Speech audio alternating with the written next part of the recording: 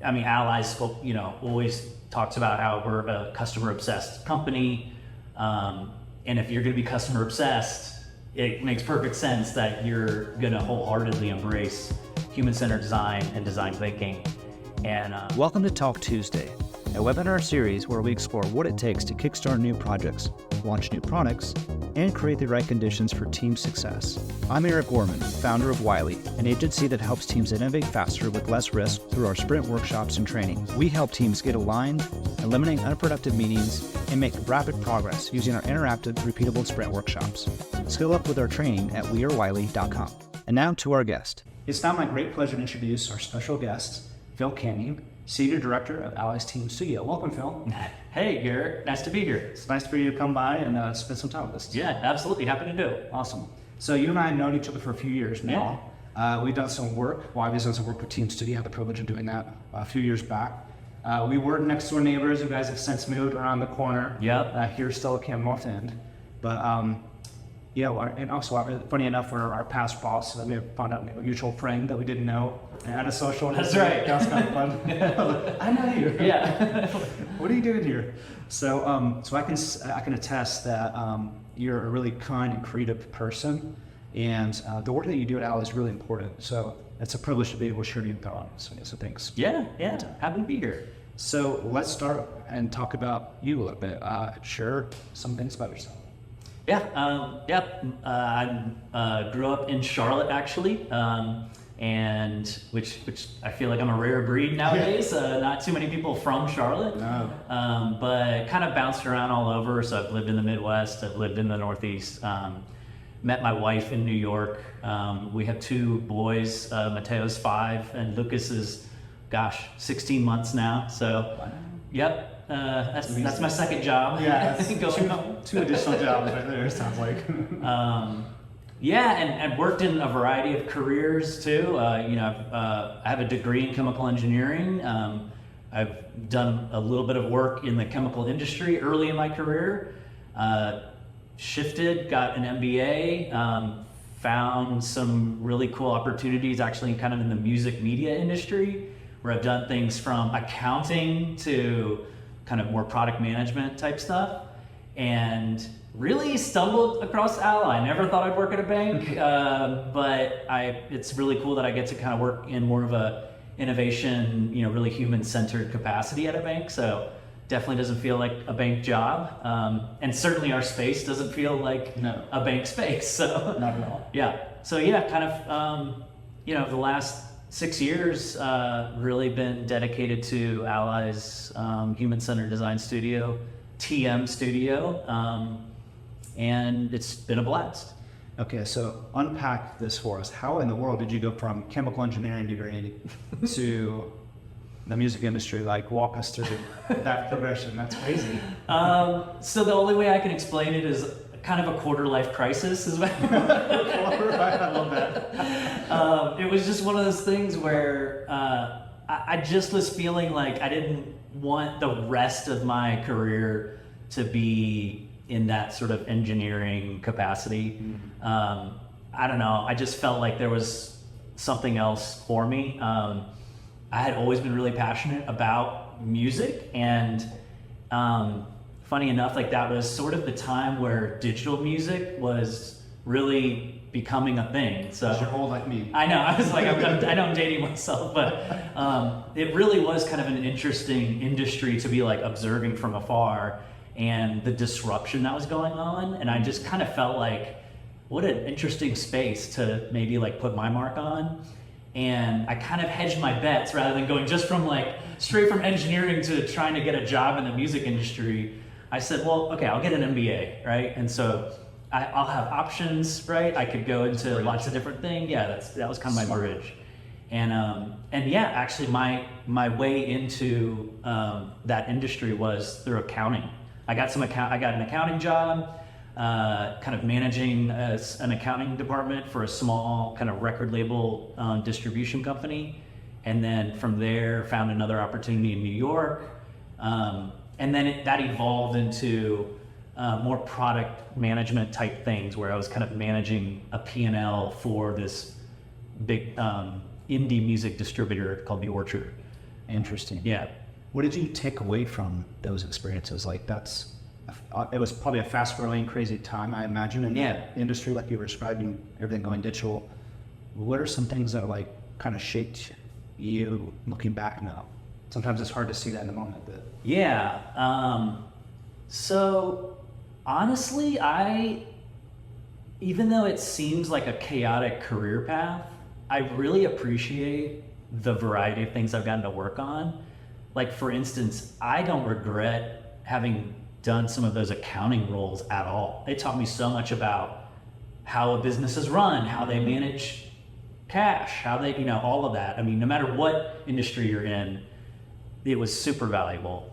Now from there, I had a great opportunity to kind of manage a small team and like really manage a P&L, the full extent of it. So that felt like I was almost running a small little business. Mm-hmm. So that felt very entrepreneurial. And then just in general, I say it's like I was in the music media industry. It felt like a tech company, mm-hmm. So it was really more that exposed me to kind of innovation and fast moving, implementing ideas quickly.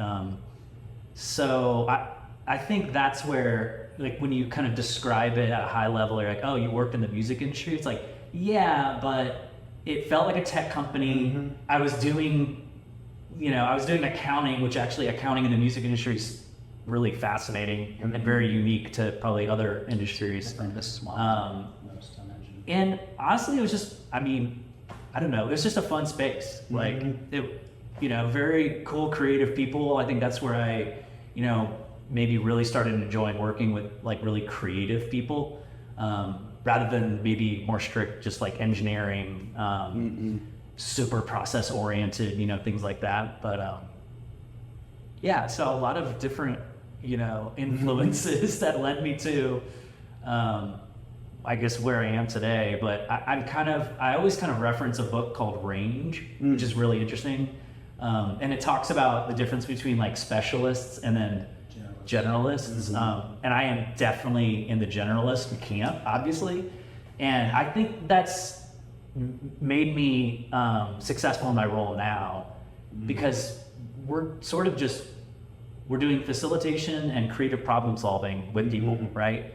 Like that's I need to adapt to like different situations. Like I'm working with all different types of teams, right? Mm-hmm. Some super analytical teams, some much more creative teams, right? And so I need to be sort of adaptable. I need to be able to think on my feet and be able to kind of absorb their subject matter quickly and help guide the team through that. And so definitely a generalist. That's why I really vibed with that book Range. And yeah. Like living parallel lives, right? I'm serving from outside as a consultant, you're working from within. But yeah, I can totally relate to what you're describing. Okay, so we touched on Ally just briefly. We're going to get deeper into that in TM. But talk to us about that transition then to the vacation sector, financial service sector with Ally. You spent around 8 or so years at Ally, I think. Is that right? Yeah, over 7 years now at Ally, and pretty much all of it has been at the studio. Well, so tell us, like, what's that journey been like transitioning into the space? It sounds like you had some pretty formative experiences that prepared you well for that transition, but walk us through that journey. Yeah, so honestly, kind of the origin story of the studio was some executives at Ally went out to Stanford D School, and they took the design thinking kind of workshop, and they came back super energized and saying, wow, like Ally spoke, always talks about how we're a customer obsessed company. And if you're going to be customer obsessed, it makes perfect sense that you're going to wholeheartedly embrace human-centered design and design thinking. And so just kind of timing, that's right kind of when I started was when, all of this buzz was initially happening. Like, what do we do with this, right? Mm-hmm. This is a really interesting process. We need to like get teams working in this way. What do we do? Mm-hmm. And, Emily Shalal, my boss, and I, that's when we started kind of putting an innovation strategy together. And one of the parts of that strategy was maybe we could create a separate space and have a team that could be autonomous and get trained up in design thinking and start implementing it. And so literally that's what we did. I think a lot of what has made the studio successful is because we didn't necessarily start with this super formalized plan and playbook. Like, we kind of had to be scrappy, and like we learned it on our own. I mean, we literally took one of your a training with you, and Spencer boot camp. Yeah, yeah, and so from there you just have to start applying it, right? And so it's been just a learn by doing. It's not like, oh yeah, we all went to school to do this stuff. Like, we didn't.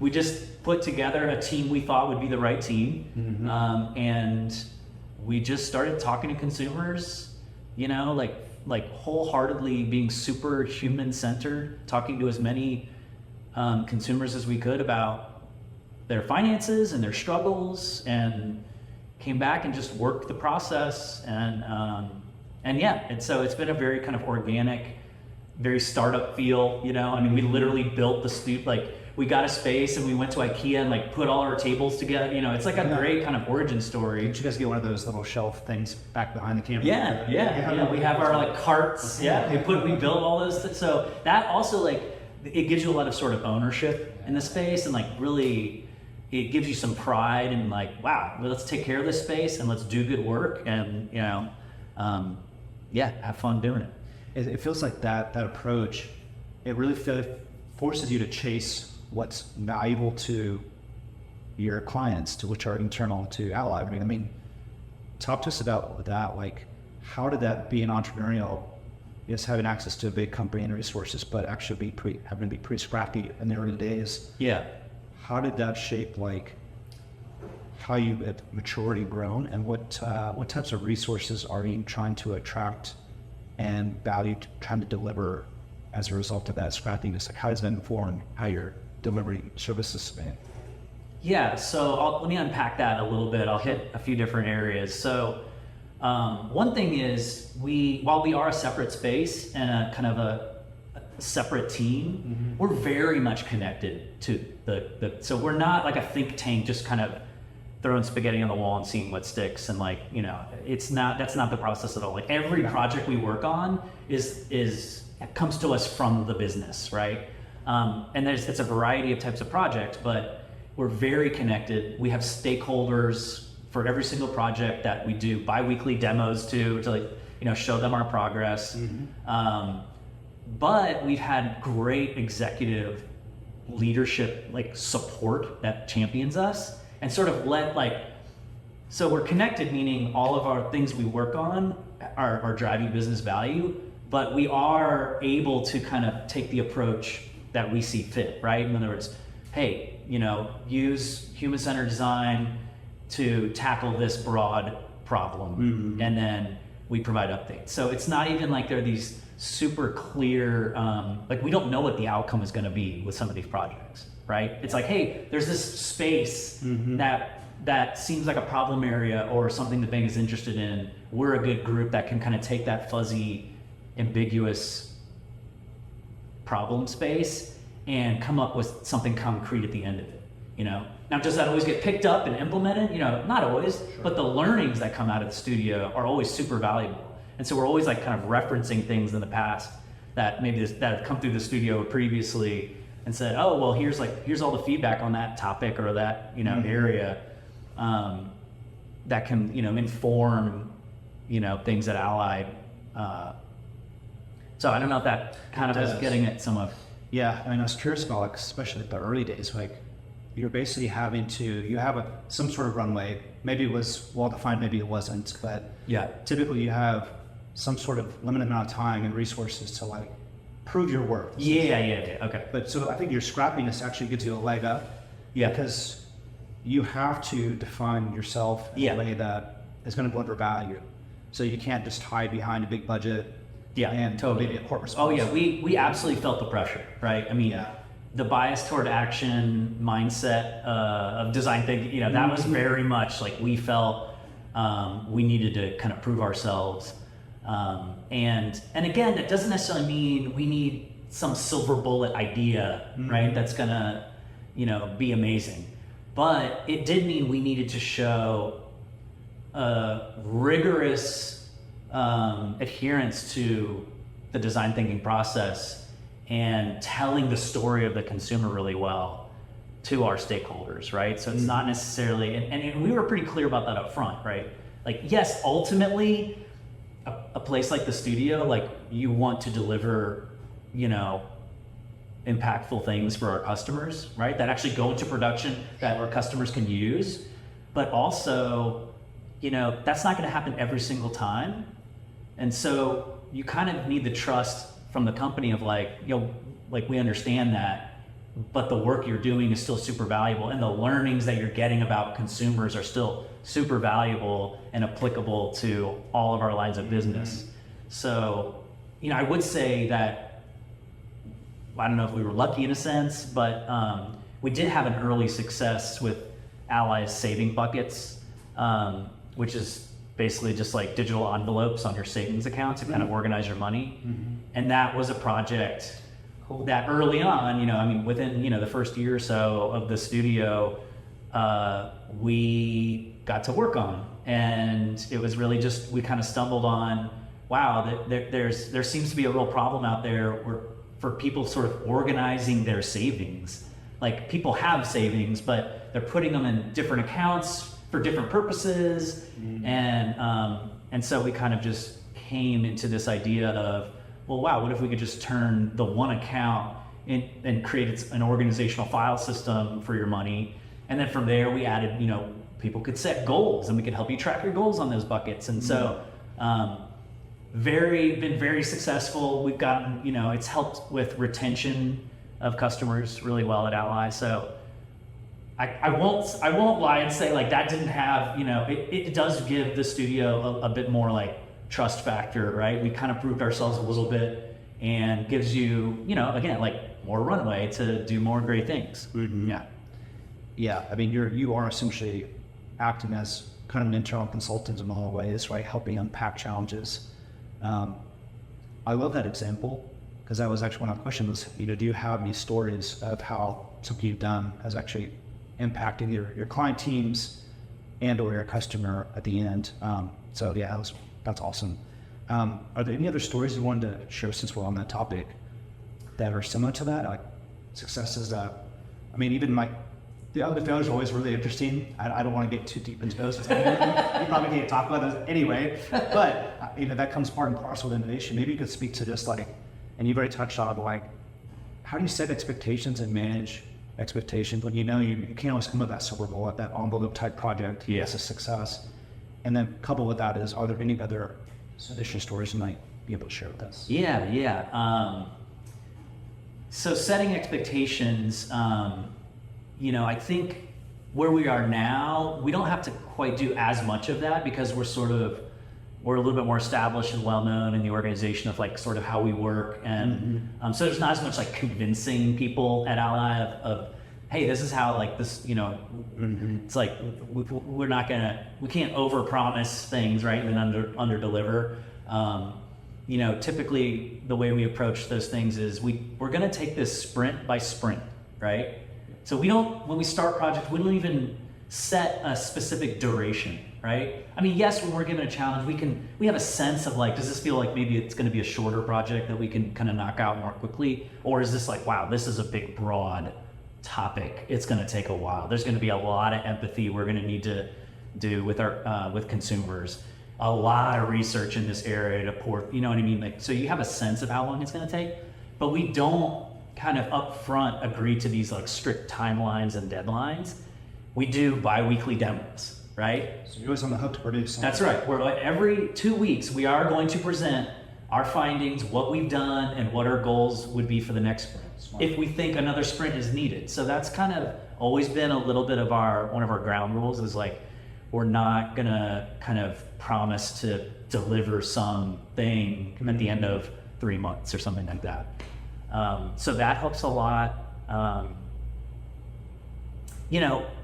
think other things that we hold ourselves to in terms of deliverables is we're very clear, we kind of are clear about the process that we're going to follow. I think that helps our internal stakeholders a lot, right? Is like, hey, this is how, again, we're not sure how long this project's going to be, but here's generally the phases that we are going to go through, right? And it's always like, hey, the first sprint or maybe 2 sprints, we're going to be in more of just a research empathy area, exploratory area, right? So that gives at least some expectation of like, don't be expecting prototypes and in this time frame. Right? We are just going to be exploring. So that that helps. And then it's like, okay, when we have sort of ideation sessions, right, where we feel like we've explored the space enough, and we think we've identified 1 or 2 opportunity areas, we kind of make a big deal about scheduling a sort of a broad, diverse ideation session, a facilitated session by me typically, where we clearly define that how might we challenge that we're going to tackle, and generating as many kind of wild, different ideas, bold ideas as possible. And then the team will kind of take all of that, the output of that, and sort of triage it and prioritize and think about, okay, what can we actually prototype here? So I think we can lay out the process pretty well for our stakeholders, that they feel comfortable. And the fact that I think typically even at banks and at a lot of large companies, things take a long time in general. And so the fact that we typically deliver things a little bit more quickly is always appreciated. So again, even though it may concern some people that we're not committing to certain specific outcomes, they know that our process moves very quickly, and that's usually like very appreciated. Yeah, that's not unique to Ally. That's Yeah. any big company, it takes forever to get something tangible. So yeah, a weekly product, even if it's a small product, is still a win. Yep. And much faster. You've been in your director role for about a year. Yeah. A little, maybe over a year, so something like that. Talk to us about your role specifically. Like, what's your charge? What are you trying to do? What kind of conditions are you trying to create to ensure your team is successful? Yeah. So I think I'll take an opportunity to kind of describe the makeup of TM Studio a little bit more. So it was founded as kind of this project team, right? So very small kind of team of let's say 5 or 6 that just works on one project at a time, right? Using the design thinking process. From there, what I realized is it was requiring a lot of facilitation skills. And so I have kind of evolved a bit to, I started doing a lot more facilitating ideation sessions. And from there, we even saw an opportunity to, wow, if we want to expand more of this process and this way of thinking into the organization, which ultimately is a fantastic goal, right? I mean, if you want to have maximum impact, for the organization, let's get more people using design thinking at Ally. And so the one way you can do that is through conducting your own internal sort of design thinking workshops.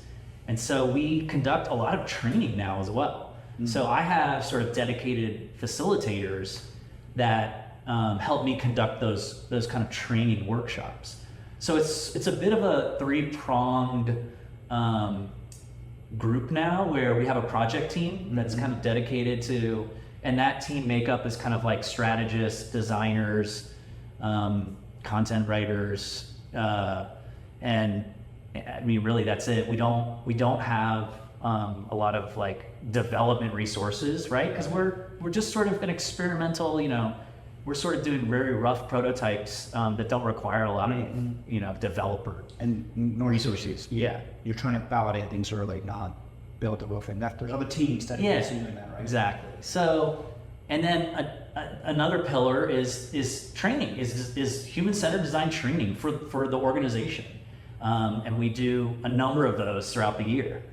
And then there's also just facilitating capacity that we have, right? Maybe there's a big strategy meeting that they really want to go well, with some executive.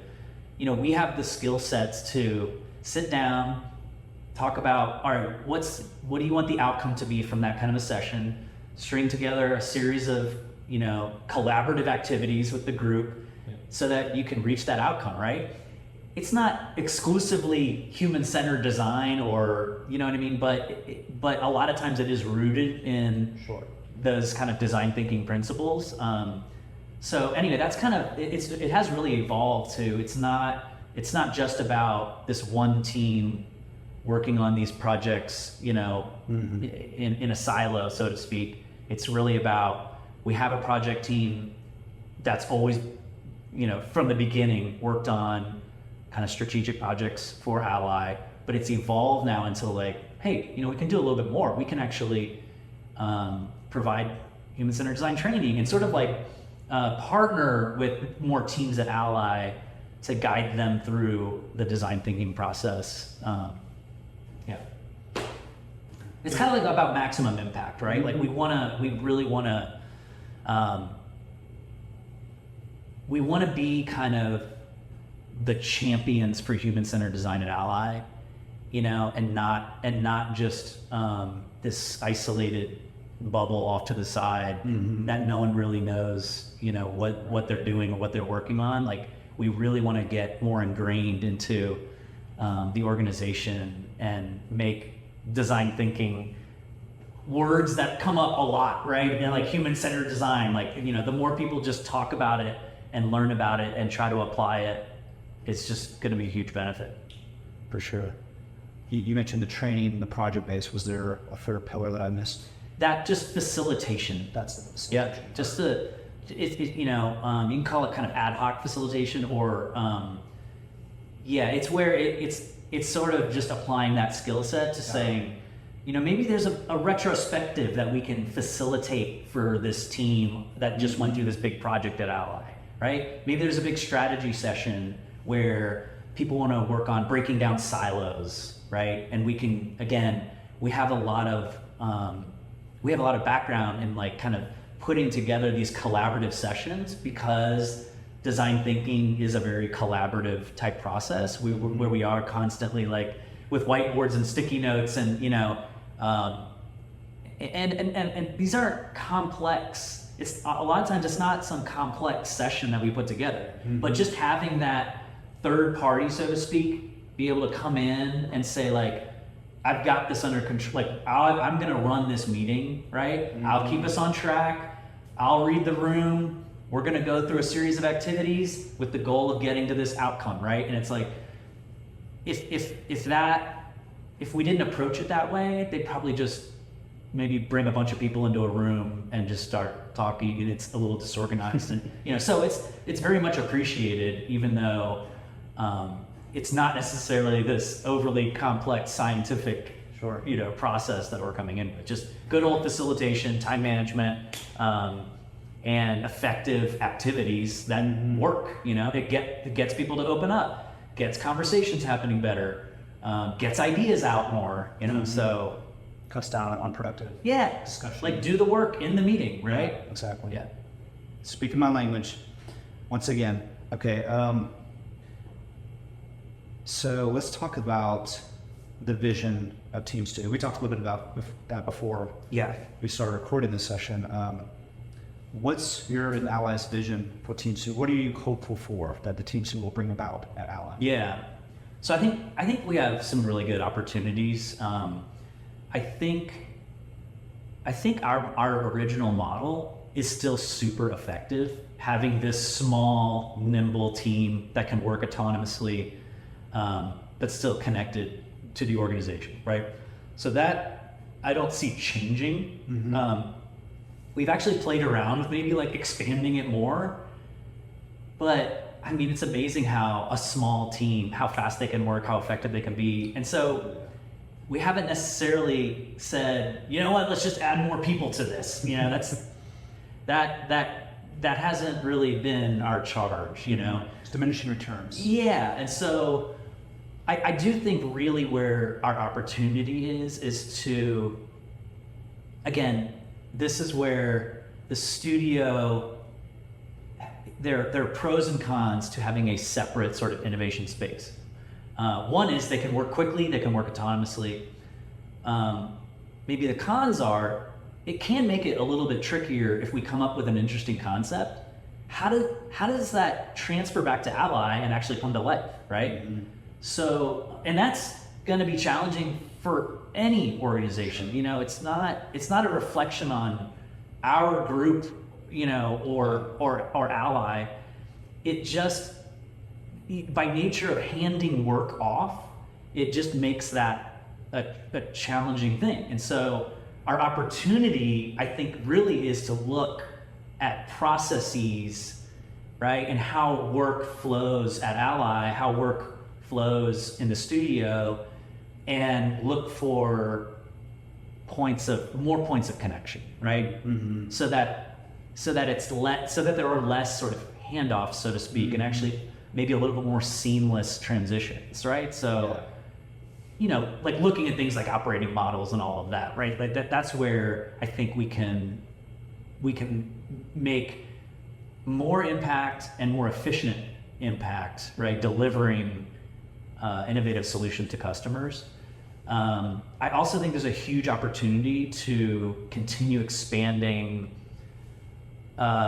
design thinking as a program, or human-centered design as a program at Ally, meaning more training, more of that consultative capacity of working directly. Like, so in other words, not everything has to come to the studio and let us work on it. Right. Like, are there ways that we can bring studio members, maybe embed them into some teams so that we can kind of be design thinking guides or coaches, right? That can work on different projects across the organization. I think that's another area, right? It's about kind of again expanding sort of our impact. It doesn't necessarily mean, oh, we just need to make the studio itself bigger and like more project teams. It's actually more of how can we kind of more surgically go into different areas of the company and help them apply a more human-centered approach. So yeah, that's kind of how we're thinking about it, right? Not necessarily some massive expansion of the studio, but expansion of like impact. No, I love that. That's beautifully said. So, last question for you. What are you curious about, either on professionally or personally? What are you pursuing or exploring? Interesting. So I think I'm being more in a kind of managerial role now.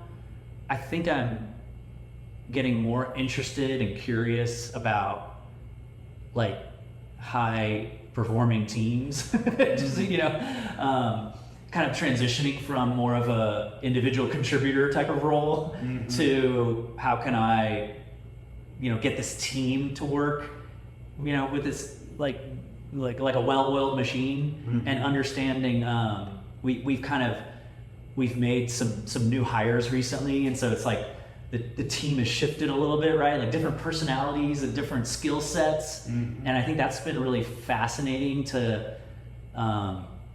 You can kind of get comfortable with your team, right? And almost fearful, like, oh, like I don't want the makeup of this team to sort of change.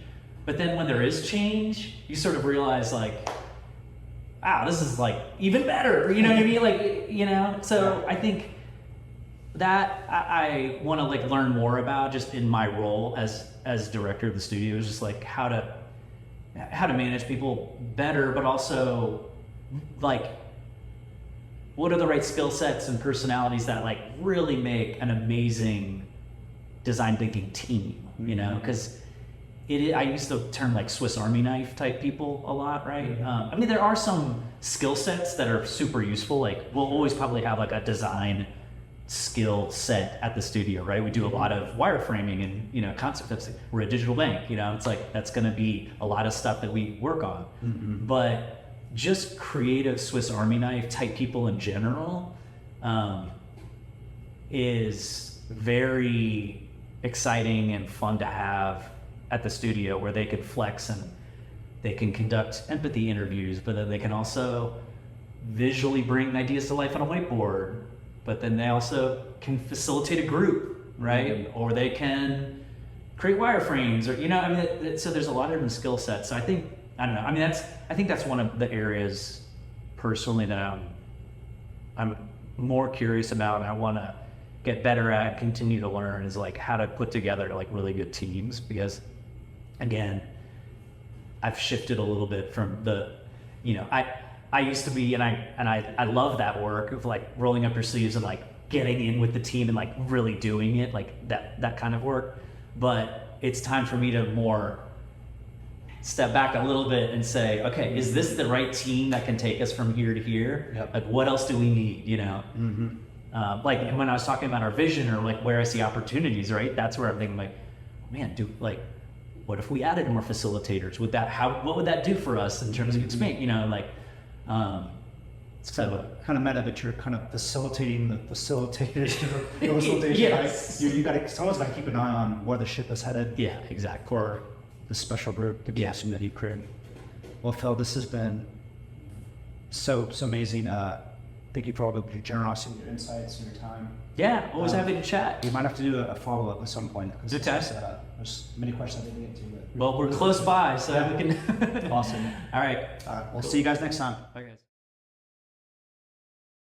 I'm Jake Knapp, and I'm the creator of the Design Sprint process. I'm the author of this book, Sprints, and I am here at the Wiley offices in Charlotte, North Carolina. This right here, if you were thinking about maybe doing a design sprint with Wiley, this is where you would be, at this table, probably, unless you do it at your office, which is still an option, but right here in this space with a whiteboard, with a bunch of paper and pens. Basically, they're going to help you think through a big problem, get it started, and get a solution tested really rapidly. That's the whole idea with a design sprint. I'd highly recommend, if you're thinking about it, that you do give Wiley a chance to your project. I've worked with these folks a couple times, and they always exceed my expectations. I always do things a little bit better than I could have imagined ahead of time. They're also really nice. So don't tell them I told you that. I try to, keep it cool, but they're super nice people. Anyway, best of luck to you, and try Sprint.